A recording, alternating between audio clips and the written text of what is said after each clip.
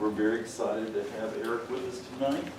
Of course, coming from the archives, we're always interested in VSU history, and he's a part of VSU history. Yeah, definitely history is here. I just kind of wanted to introduce myself, and I'm going to bring up my esteemed colleague, Emily Rogers. She's going to do a short introduction for Eric.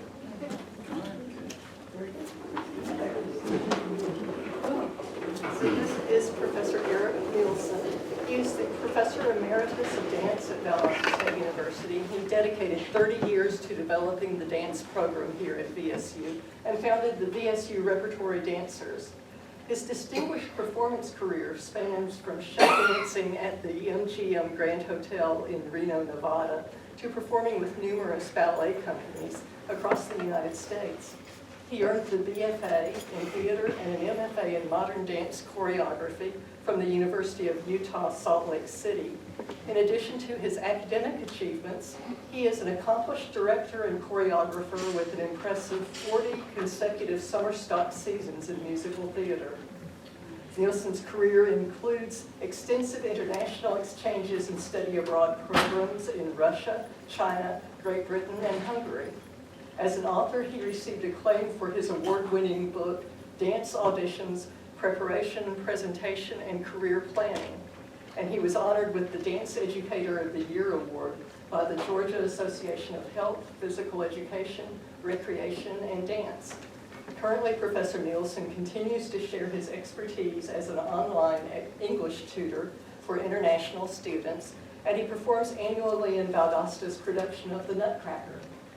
You just covered everything, so thank you very much. Bless you. You did. You covered half of my nose.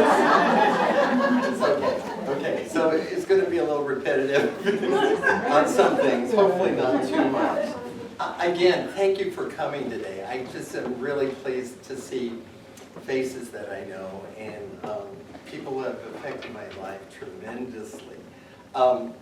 Yes, it was 30 years.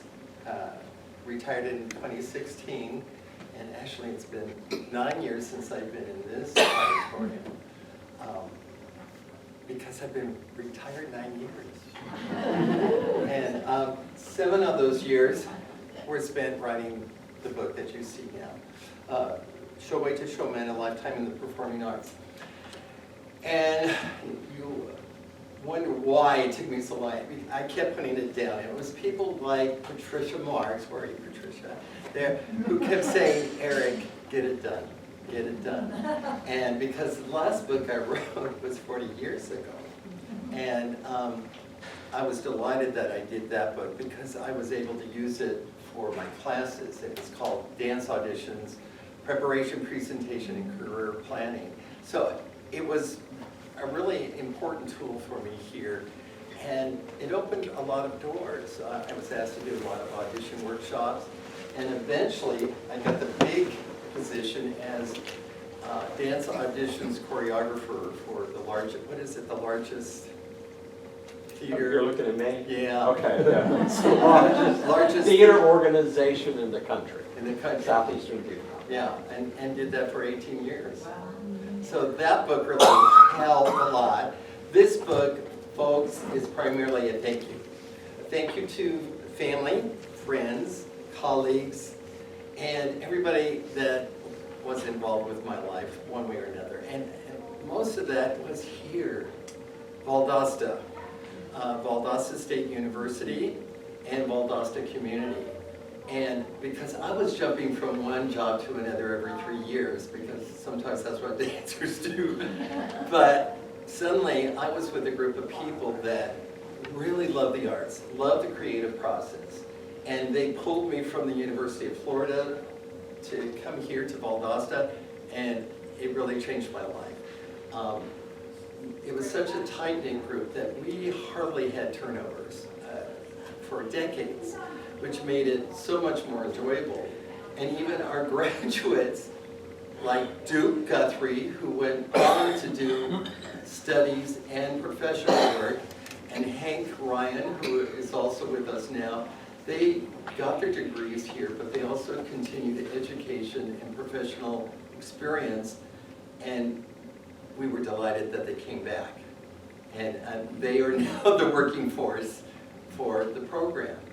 And I'm just so delighted. And of course, you're seeing a performing arts building slowly but surely growing into the skies. That will be very important for both theater and dance.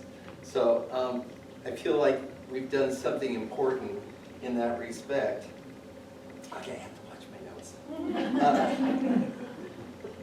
The umbrella of the issue. Of course, I've enjoyed, hey, Coney. I love the performance end, but there is a time when your body says, you can't do this anymore. No more split leaps, no more turns. And because of that, I was thankful that I always enjoyed teaching. And in fact, when I was performing in Vegas and Reno, I had already 7 years of being a professor. And so a lot of the dancers were saying, why are you here? And I said, well, I got this 7-year itch, and I wanted to see if I could still perform full time. And I did, and I'm over it. 6 nights, 6 nights a week, 2 shows a night, 8 at midnight. So your whole lifestyle changes. And so I was delighted that I could do the year. I got it out of my system, and I knew I could return to academia and be happy about it. And what was so wonderful is I still was in the performing arts.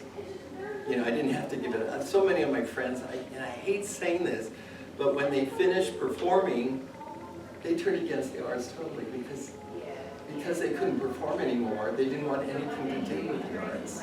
And I thought, how unfortunate is that? You know, but fortunately I had some good people around me to say, Eric, keep going, keep going. So at VSU, so many, you know, I started at Valdosta State College, and it was a small college, but the opportunities were amazing. You know, I still tell people, I said, if you really want a full lifetime in the arts, be under academic, in an academic college that cherishes the fine arts. I could dance when I wanted. I could choreograph when I wanted. I could direct. Several of the faculty said, Eric, you couldn't direct a play as well as a musical, so I did that. And it was Randy Wheeler who, in summer stock, said, Eric, you have got to make a transition. You're a choreographer, you're a good choreographer, but you need to become a director/choreographer. That's what they're looking for today. Because of the budget cuts, they're hiring primarily director choreographers or someone that has a vision of both the choreography element as well as the script. And so I struggled with it, but I soon got the training that I needed and pursued it. And thank goodness, because I did 40 consecutive summer stocks. And not only here at VSU, but VSU was very open in letting me do summer stock in other states.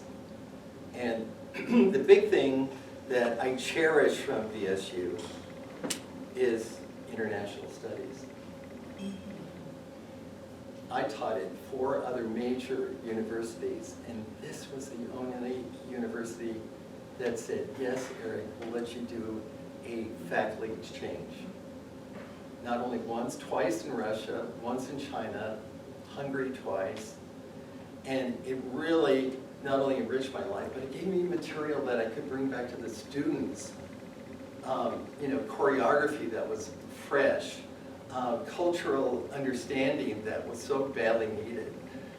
And of course, the students, I was able to take the students, and Roberta and John know, we went to London, taking the students for 8 weeks to study there. And I love the process that I have at VSU, where you, for every class you teach, a lecture, you have to take them on a field trip that relates to the lesson. So one day we would study Romeo and Juliet, and the next day we would go to the Globe Theater and see Romeo and Juliet. So the hands-on experience was marvelous.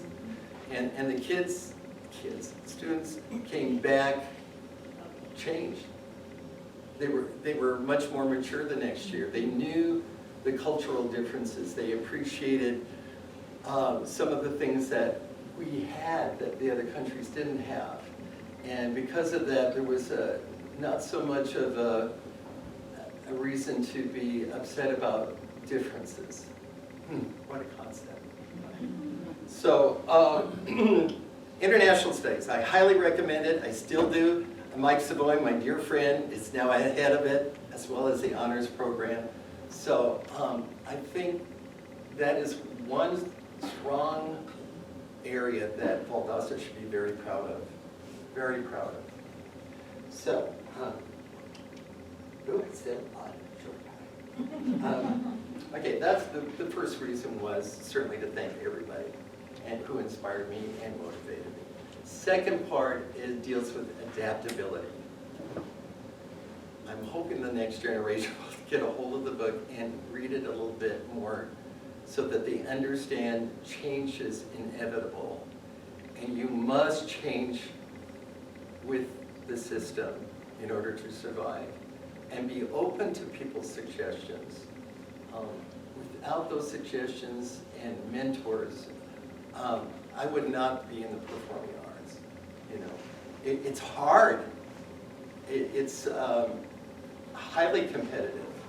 So when I teach the students, you know, the parents always say, okay, they're getting a degree in dance, or they're getting a degree in theater.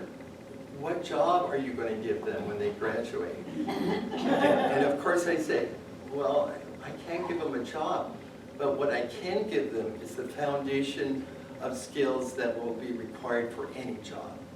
Organizational skills, time management skills. What a concept. How many students now show up on time? And I keep telling them, it is imperative that you do this because the employer is not going to say, oh, it's okay. You're only 10 minutes late. They'll fire you. They'll fire you. So it's very, very important that those skills are established, and they are established here at the university. So I'm very thankful. Okay, come on in. Sorry. Oh my gosh. Come and sit down. I'm trying to. Sit in the front so I can watch you through the rest of this. Julie Savoy. She's the mama of my goddaughter. And so, adaptability, yeah. And I have several sections in the book that really try to pinpoint the importance of that. And because of that, I'm a happier person. And I've always said, I am delighted they're paying me for something I love doing.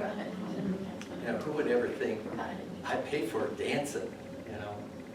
And the university system here, good benefits, good benefits. You can say what you want, yeah, but retirement's been very good for me. And benefits so far are good. Yeah. I covered a lot of this. Understand in 1986, it was the Wheelers that brought me here. I had experienced their talent at Summerstock in New Jersey. And Jackie was one of the performers I choreographed on. And Randy was also a director at that time. And I was having problems at the University of Florida. And suddenly I got a call out of the blue saying, our dance instructor suddenly quit. Will you come? And I said, oh, I can't come in the middle of the year. And he said, Eric, they're not going to give you another contract. You know, and I said, and I did it. And it was the best thing I could have done. So I owe them an awful lot because they were the ones that opened many doors for me as a director, choreographer, allowed me to do Jekyll Island Summer Theater, Peach Day Summer Theater. So it's been a whirlwind of wonderful experiences. I gotta say, interdepartmental projects, like here, he was a student. You were a student when I was here, right? I think I graduated before you. You graduated? But I would always see him in the art studio, which was right next to the dance studio, and we would do collaboratives all the time. And the departments were at that time very open to that. I did a lot of collaboratives with Hollis Barnett as far as scenic designs. And the last thing we did was capture motion. I don't know if you've seen that, where the dancer's body is filmed and replaced with animation. So that was one of the last choreographic pieces I did. And very exciting. Music department, I was always doing something for the music department, either dancing with a jazz group. I occasionally danced with Howard Chu and Nutcracker. So all of those were very, very important. And my church family. My church family, I never had time to join a church, and I was very, very thankful that I found one across the street, Christ Episcopal. And again, it was an exploratory time for me, learning that liturgical dance was acceptable, and I could do it there, but I also incorporated in my dance concerts, which I absolutely loved. We brought in guest artists, and I think that is so important for the students to see. Work with guest artists in a workshop situation or performing with them. And I was delighted that many of my friends from other companies like Dance Alike said, oh yeah, we'll come up, we'll perform. And really, we didn't have much to pay, but they were delighted to share the creative process with the students and faculty.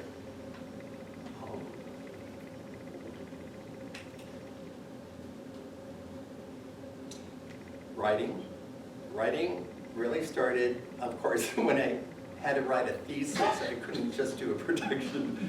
They said, Mr. Nielsen, your choreography was great, now write about it. And I did, and I had a mentor that was very strict with me and saying, Eric, let's rewrite this. And I wrote it, rewrote it, I don't know how many times, but I enjoyed it because it was so encouraging. And from that time on, I think, again, when I came to Valdosta, and you're in an academic setting where you are expected to do scholarly activity, professional development.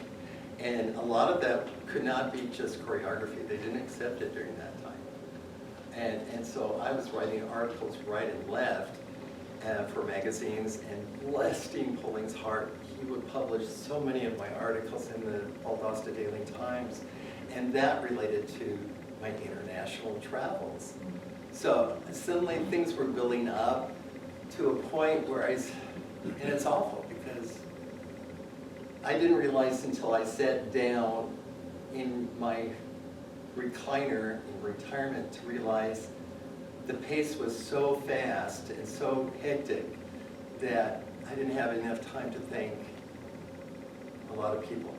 And I said, it's payback time. I've got to write this book, I've got to get it done, because many of my friends have passed away. And so I needed to get this done. So I did, and right now I want to go through, I don't want to show I made an iMovie. For those who have already read the book, I'm going to give you the iMovie. It's 12 minutes, and it has many more pictures that I couldn't put in here, and video clippings of choreography that you would enjoy seeing, especially I was doing a lot of stop time tap dancing, which is rhythmic tap dancing without music. And I did that for a lot of musicals. And I've given some of those examples there. So I've got it on YouTube. If you're on my Facebook, you'll get it. If you leave me your email, I'll also make sure that you get the link. Because it does enhance the chapters. You say, oh, I wish I could have seen that airplane come down the stage. Well, you get to in the video. So I will give that to you. Wrapping things up. The context. Now, there are 7 chapters. And this book was much bigger than what was published. And I am so thankful for my dear editor, Laura Pearson. I went a week ago to see her to celebrate the book, and she fell off a ladder and fractured her vertebra. So we had to do a FaceTime and a little toast over the computer. but she is the one who really, she performed with me in Hello Hollywood Hello. So she had a definite interest in getting the story right, especially about Vegas show dancing. And she was the one who said, Eric, it's great that you're talking to the dancers in Korea, but you need to open up your book to a wider audience. And I said, you've done so much on international, teaching students online. People would like to know that as well. So, boy, she hacked down a lot of my chapters too, where it was meaningful and poignant for each chapter, that it didn't go on and on. And I'm really thankful for her in doing that. 7 chapters. I'm not going to, because you're going to read it, or you have read it, I'm just going to do a little review. The first chapter is Sparking the Imagination, and that basically that's about how I started dance as a child. You know, there was a point where I did have to give it up because I was being bullied so much, but I did get back to it because of a high school teacher who said, Eric, it's okay for guys to dance in musicals, and we're doing a musical, and all the guys have to dance. So people like that were very important to me. My high school teacher, my first tap teacher, who was a black man in a very white neighborhood who survived racism and brutality that I really didn't understand until I was much older. And it was until later that I also knew he was a Tuskegee pilot, one of the last ones. And not only was he a pilot and came back alive, but he closed his studio and says, I'm going back to Stanford. I'm going to get my law degree. And just before he died at 93, I think. And I was in touch with him when he was 85, and he was still practicing law. Now, so he was a great inspiration, and that's what the chapter 2 is, Stories of Inspiration. And the person, I only included 3, although there are many, many, many. These were the 3 that really affected me greatly. The third one was my interview with the great Boris Eifman, who is a Russian choreographer, has his own company in Russia, and spent hours with me just talking about dance and storytelling. Because one of the big things, if you notice on my thesis, is I do choreodrama, which is storyline dancing. Not in ballet. If it's ballet, if it's a storyline, it's called classical ballet. Nutcracker, Sleeping Beauty, all those are classical ballets. But I created a term called choreodrama, which is a term used to tell a story, but it's usually a modern dance.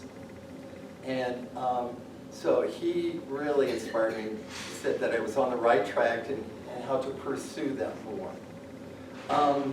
Academic influences starts.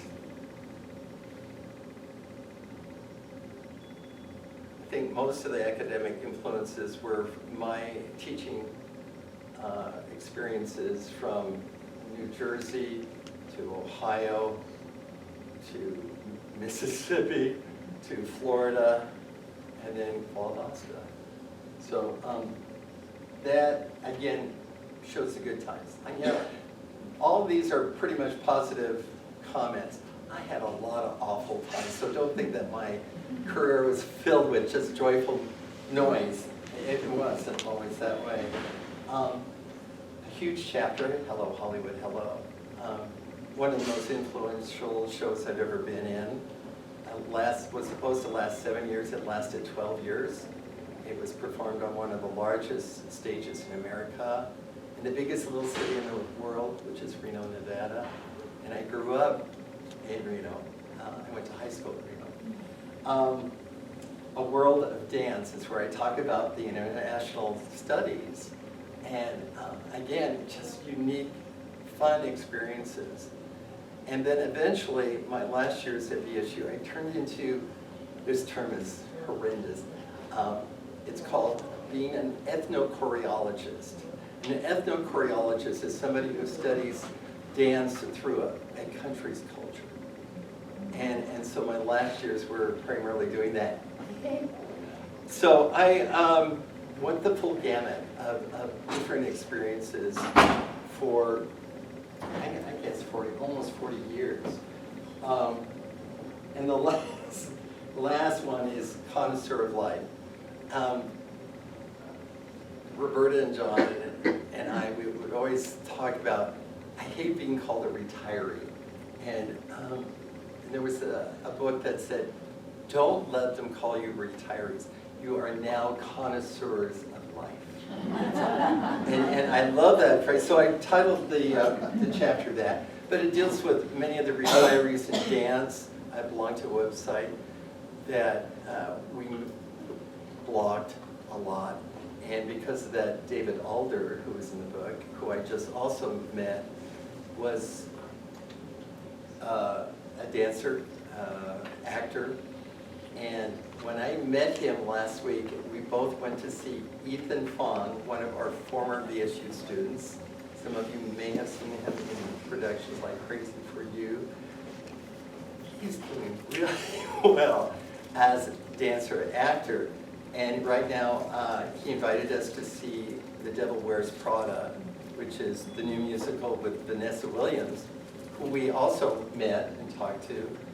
And Ethan's just, you know, he's a great talent, but he's also one that acknowledges that dancing can only last so long. And he said, Eric, I can't do the split leaves anymore. I said, well, you don't need to. You're a good enough actor. You can make that transition. And he did in Miss Saigon. He played the evil, Ethan says, oh, I was the misunderstood character. I said, no, you were the evil character. And so when I said, Ethan, it's been a while since I've taught you. I mean, you look so young. How old are you? Eric, I'm the oldest dancer in the show. I'm 50.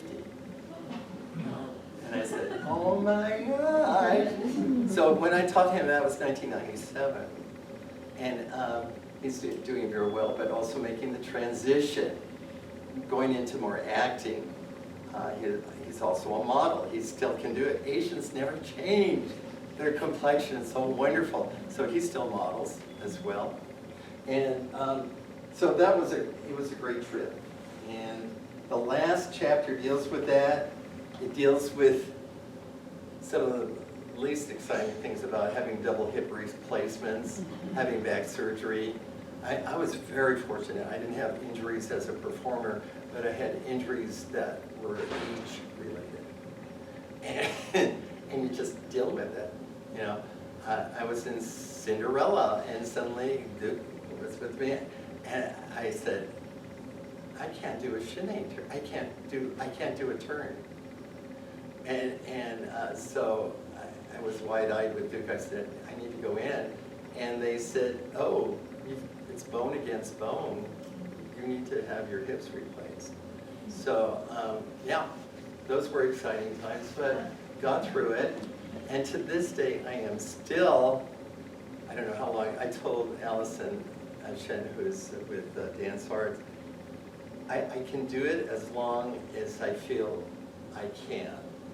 Once my body talks to me again, I've got to retire totally. And so I just was very thankful that I was asked to be a Nutcracker, but I also was pleased that they wanted me back. And so I guess I'm doing it this year, right? We hope so. Yeah, we hopefully do. So those are the 7 chapters. So I would like to open it for some short questions if you have any. I do want you to make sure that you see the display case. Now that display case is in the other room on your right, and the library students did a wonderful job on that, so I hope you'll check in on that.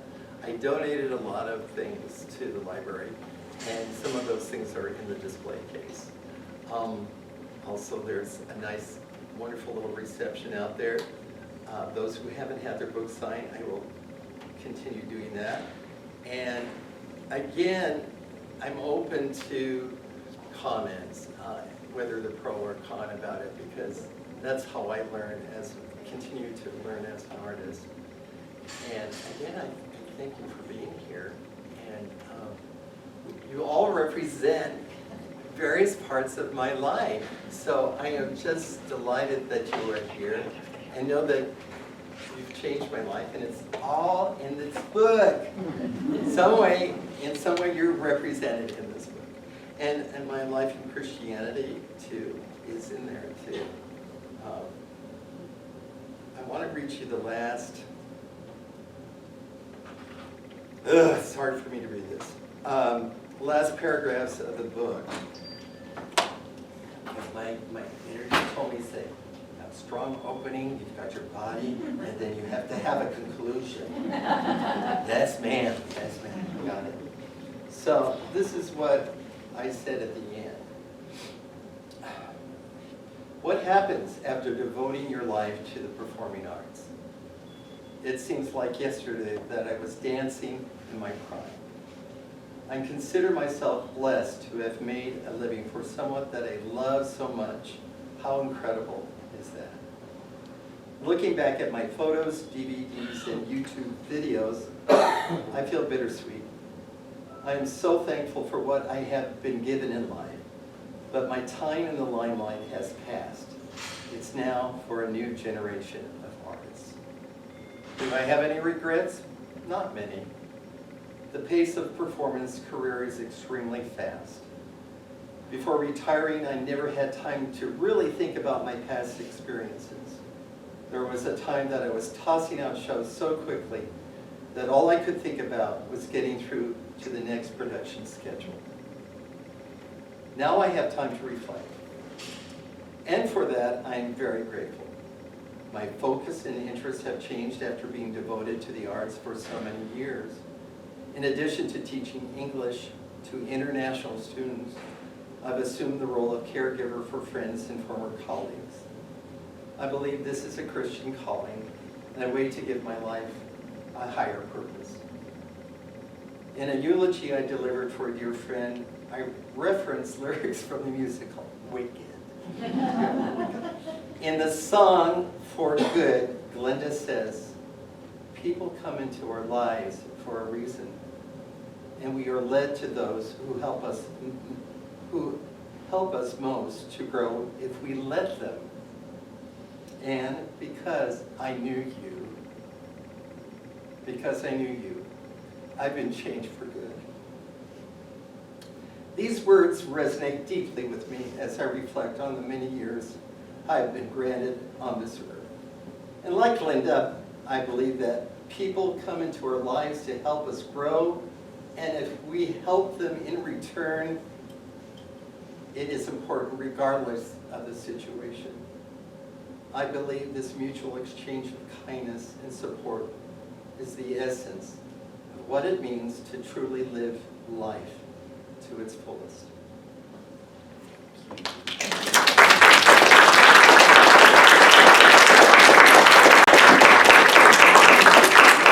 now do a little jazz routine, and then here you go. Jazz hands, jazz hands. Any questions?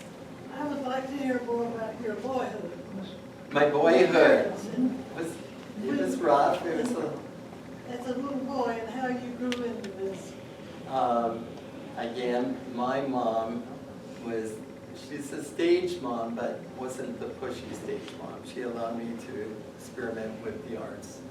And she would put on her Nutcracker album and let me dance in the living room.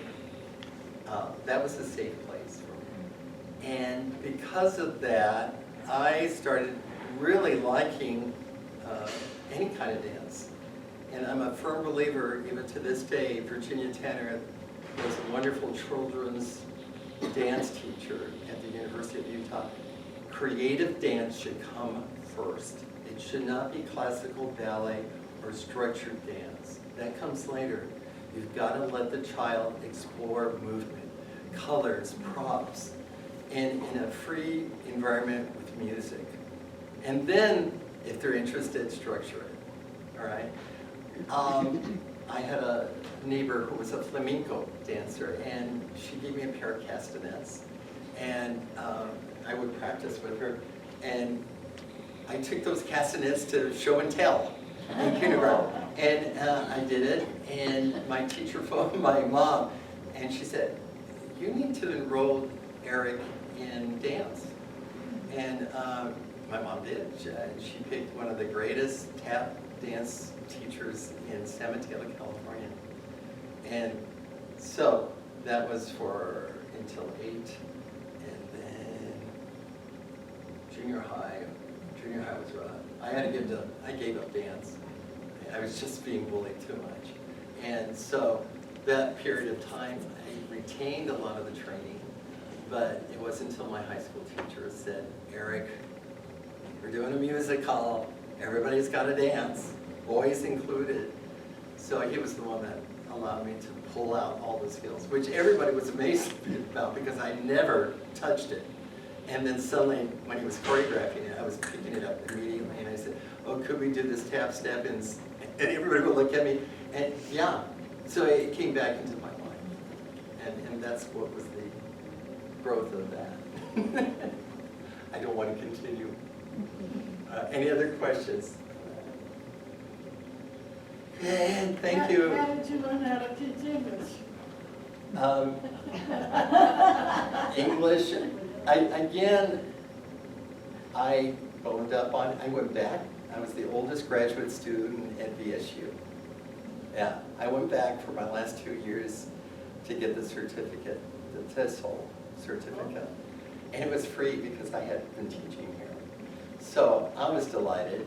Unfortunately, the teachers kept asking me for recommendations on how to get promotion and tenure. I said, I'm trying to get through this class, you gotta help me. and so, yeah, it was that, boning up on grammar again. But I taught children for at least 4 years with one company, and when that Chinese government said no longer could Americans teach children, I jumped to another company. And because of that, they said, oh, Eric, would you like teaching adults? I said, ooh, is that possible? And so I am absolutely enthralled with my adult students because it's a conversation it's an open conversation. We talk about politics, we talk about family, we talk about traditions, superstitions, things like that are very relevant for the student and myself. So it's been a joy. They don't pay well at all, but it's the enjoyment and the experience I get from that. Yeah. And I still get up at 6:30 every morning, teach 5 days a week, and do it for 3 hours. That's enough for a retirement. Where are your students? A lot of them are still from China. And a lot of them still want to come here and study. I said, can you wait just a little bit? Your applications, your visa, it could be a problem. I have students from Brazil, Middle East, a lot of Middle East. Did I say Brazil? Yes. Some from England. Yeah, there's fascinating people, and most of them speak English quite well. They just want to practice because they don't have anybody to speak English to at their work. And most of them are engineers or CEOs. I have one CEO that's a woman in China. I said, do you realize how fortunate you are and what an icon you are because you're a woman in China as a CEO? And we talk about that all the time. So it's very inspirational many times for me. So my saddest situation with that, I used to have quite a few Russian and Ukrainian students. I don't see them anymore. And most of them were in their 20s. So, and there you go. But we all learn from those experiences, and I'm thankful that I have the opportunity to do that with them. Eric, I had a memory come up on my Facebook when you brought Enchanted Mirrors to St. John's. Yeah. And my now 19-year-old son, who's a student here, was, I think, 3 or 4. Yeah. I was in that picture. And I have to have still. So I just want, on behalf of This is it. people that, people that you traveled to, people that you taught, thank you for what you do, what you've done, what you continue to do. I don't think, you talk about how many lives have influenced you, I don't think you realize how many people you've influenced. So thank you for what you've done. That. And Enchanted Mirrors, that picture, my dad, that's the only artwork my dad gave me. He was a graphic artist, did primarily billboard signs in Reno, and he died falling off one of those signs. So I cherish, in the 70s, I was writing a children's play, and I said, Dad, can you do me a cover for my book? And that is the cover, and I pulled it out many decades later, rewrote the play, and made it into a musical, and I still use we used it as a poster, and the set design is based on that picture. Yeah, a lot of good memories. And I must tell you, if you travel internationally, whether it's for fun or if you're thinking of writing about it, the most valuable souvenir I have is the journal. Because you write, it happens so fast when you're traveling that you do forget some of the people you've met, the places, the restaurants, the hotels that you would like to go back to. And I have shelves of books, journals, and that's how I was able to rekindle some of those memories for the book. Now, most of you will probably do a journal on your iPad or your iPhone, but do it, because it's such a wonderful souvenir to go back and say, oh, I forgot that we did that. Oh, we should do that again, you know. So, yeah, by all means, that's my big promo for those who travel. Keep a journal. Thank you, guys. Thank you.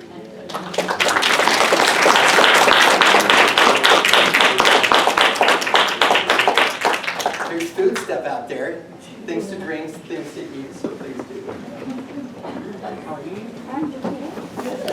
Yeah. Wonderful. All right. That went well. How are you?